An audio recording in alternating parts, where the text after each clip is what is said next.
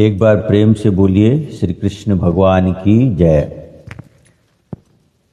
आज हम लोग श्रीमद् भागवत गीता के 18वें और अंतिम अध्याय के पहले महत्व को सुनेंगे, उसके बाद मूल अध्याय का श्रवण करेंगे।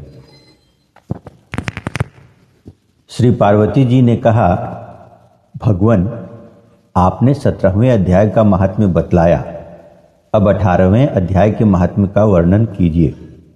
श्री महादेव जी ने कहा, गिरि नंदिनी चिन्मय आनंद की धारा बहाने वाले 18वें अध्याय के पावन महात्म्य को, जो वेद से भी उत्तम है, श्रवण करो। यह संपूर्ण शास्त्रों का सर्वस्व कानों में पड़ा हुआ रसायन के समान तथा संसार के यातना जाल को छिन्न भिन्न करने वाला है। सिद्ध पुरुषों के लिए यह परम रहस्य की वस्तु है। इसमें अविद्या का नाश करने की पूर्ण क्षमता है। यह भगवान विष्णु की चेतना तथा सर्वश्रेष्ठ परम पद है। इतना ही नहीं, यह विवेकमयी लता का मूल, काम, क्रोध और मद को नष्ट करने वाला, इंद्र आदि देवताओं के चित्त का विश्राम मंदिर तथा सनक सनंदन आदि महायोगियों का मनोरंजन करने वाला है।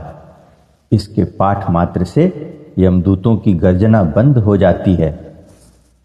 पार्वती, इससे बढ़कर कोई ऐसा रहस्यमय उपदेश नहीं है जो संतप्त मानवों के त्रिविध ताप को हरने वाला और बड़े बड़े पातकों का नाश करने वाला हो।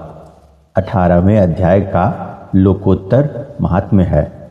इसके संबंध में जो पवित्र उपाख्यान है, उसे भक्ति पूर्वक सुनो।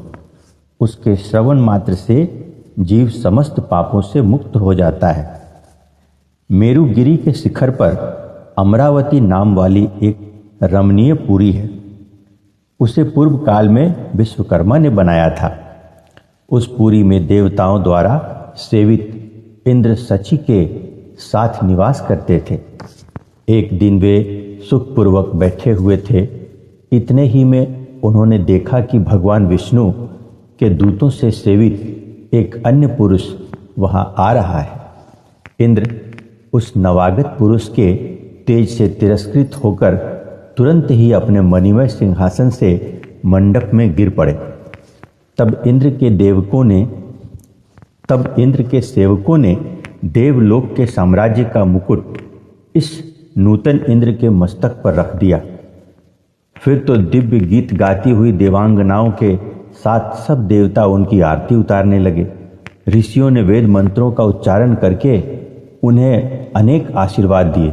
गंधर्वों का ललित स्वर में मंगलमय गान होने लगा।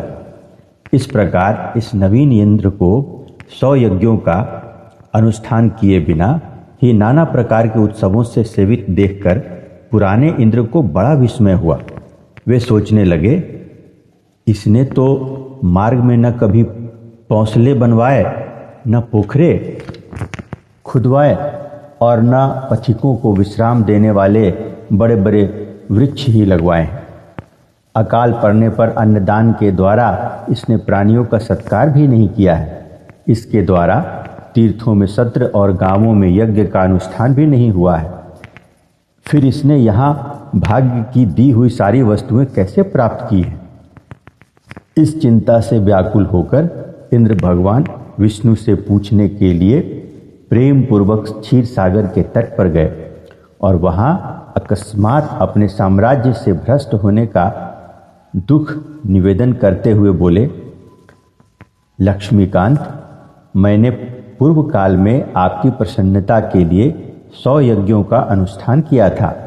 उसी के पुण्य से मुझे इंद्र पद की प्राप्ति हुई थी। किंतु इस समय स्वर्ग में कोई दूसरा ही इंद्र अधिकार जमाए बैठा है।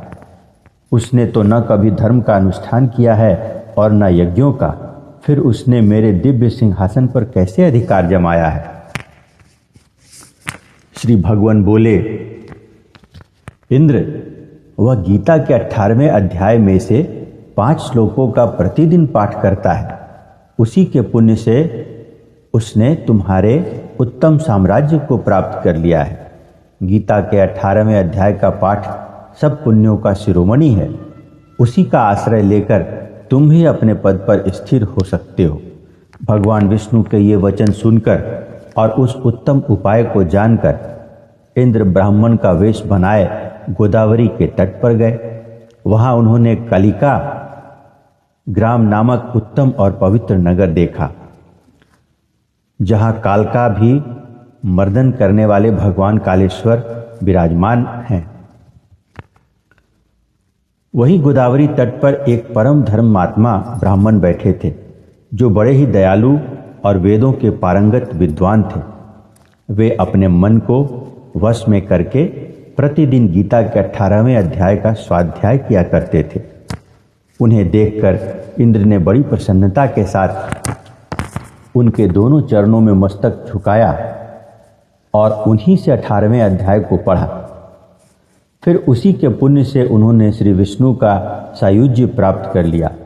इंद्र आदि देवताओं का पद बहुत ही छोटा है, यह जानकर वे परम हर्ष के साथ उत्तम वैकुंठ धाम को गए। अतः यह अध्याय मुनियों के लिए श्रेष्ठ परम तत्व है। पार्वती, 18वें अध्याय के इस दिव्य महात्म्य का वर्णन समाप्त हुआ। इसके श्रवण मात्र से मनुष्य सब पापों से छुटकारा पा जाता है। इस प्रकार संपूर्ण गीता का पापनाशक महात्म्य बतलाया गया। महाभागे, जो पुरुष श्रद्धायुक्त होकर इसका श्रवण करता है, वह समस्त यज्ञों का फल पाकर अंत में श्री विष्णु का सायुज्य प्राप्त कर लेता है।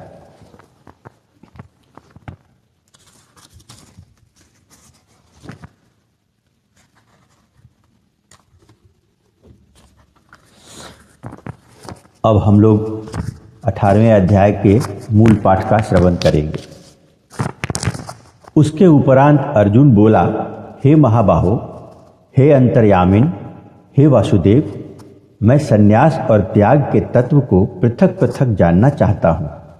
इस प्रकार अर्जुन के पूछने पर श्री कृष्ण भगवान बोले, हे अर्जुन, कितने ही पंडित जन जो काम्य कर्मों के त्याग को संन्यास जानते हैं और कितने ही विचार कुशल पुरुष सब कर्मों के फल के त्याग को त्याग कहते हैं, तथा कई एक विद्वान ऐसे कहते हैं कि कर्म सभी दोष युक्त हैं, इसलिए त्यागने के योग्य हैं, और दूसरे विद्वान ऐसे कहते हैं कि यज्ञ, दान और तपरूप कर्म त्यागने योग्य नहीं है।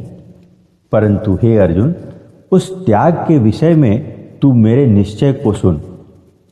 हे पुरुष श्रेष्ठ, वह त्याग सात्विक, राजस और तामस ऐसे तीनों प्रकार का ही कहा गया है, तथा यज्ञ, दान और तपरूप कर्म त्यागने के योग्य नहीं है, किंतु वह निसंदेह करना कर्तव्य है, क्योंकि यज्ञ, दान और तप यह तीनों ही बुद्धिमान पुरुषों को पवित्र करने वाले हैं।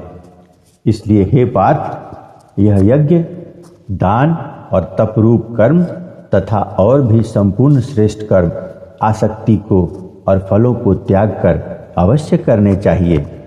ऐसा मेरा निश्चय किया हुआ उत्तम मत है। और हे अर्जुन, नियत कर्म का त्याग करना योग्य नहीं है, इसलिए मोह से उसका त्याग करना तामस त्याग कहा गया है।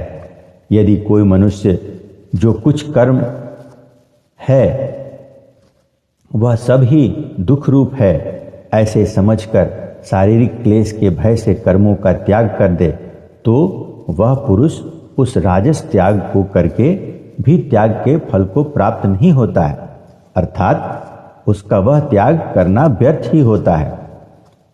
हे अर्जुन, करना कर्तव्य है ऐसे समझकर ही जो शास्त्र विधि से नियत किया हुआ कर्तव्य कर्म आसक्ति को और फल को त्याग कर किया जाता है, वह ही सात्विक त्याग माना गया है। अर्थात कर्तव्य कर्मों को स्वरूप से न त्याग कर उनमें जो आसक्ति और फल का